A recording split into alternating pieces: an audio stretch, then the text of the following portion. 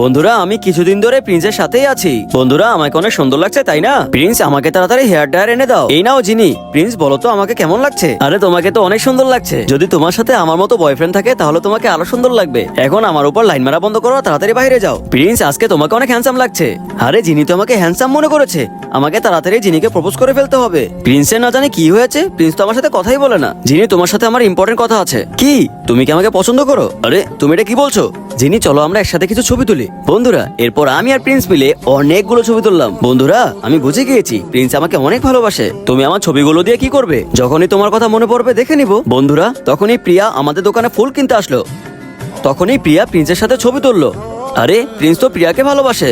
আমি আগেই জানতাম প্রিন্স আমাকে ভালোবাসে না, ও আমার সাথে নাটক করেছে।